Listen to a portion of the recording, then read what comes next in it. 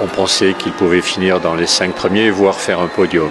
La première place, ça paraissait un rêve un peu fou. Déjà, on est au mois de janvier et on se prépare à l'arrivée d'un concurrent du Vendée Globe.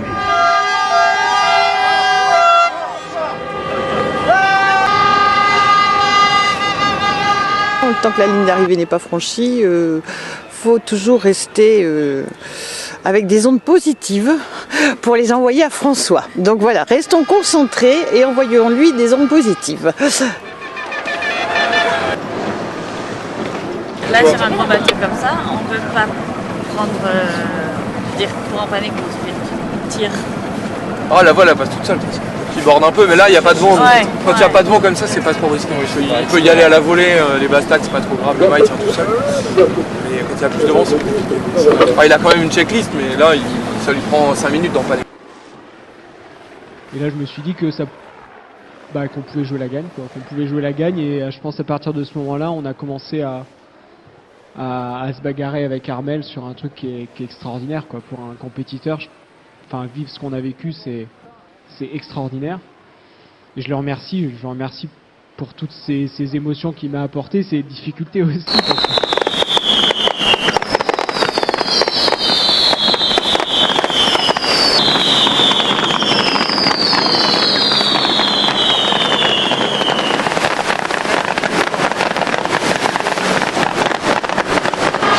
Dès que tu peux, hein. Parce que là c'est...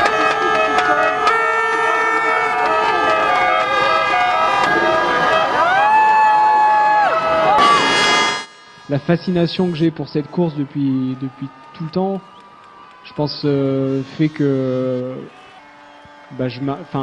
ça me faisait avancer plus vite, quoi. Ça me faisait faire les choses et avancer. Et je suis fier d'avoir pu naviguer sur ce bateau et d'avoir appris énormément dessus. Et pendant cette course, je pense que je me suis approprié ce bateau. Parce que j'étais dedans, quoi. J'ai navigué avec, je l'ai écouté, je l'ai senti. C'est pas vrai, c'est pas étonnant.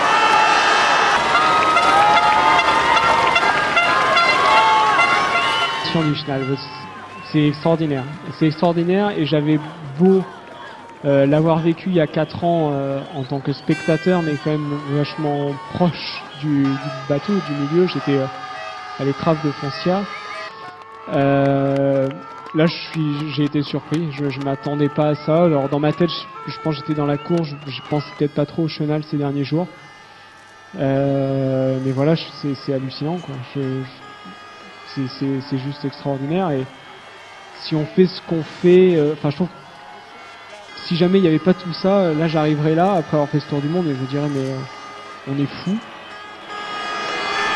C'est l'émotion qu'on a quand on coupe la ligne, parce qu'on sait qu'on n'a rien cassé. Quelque part, c'est toujours nécessaire par toutes les personnes qui eux ont cassé. Donc voilà, je pense à eux aussi. Au nom des skippers qui sont ici, Tifon Lavazou, Alain Gauthier, Michel Desjoyaux et beaucoup d'autres, pour François, hip hip hip. Pour François, hip hip hip. Pour François, le Vendée Globe, hip hip hip. Alors on a l'impression qu'ils sont partis une petite semaine en mer, quelques jours en mer, et qui sont revenus alors que franchement ils ont avalé 3 océans, 24 000 milles nautiques, le cap de Bonne-Espérance, le cap Lewin, le cap Horn.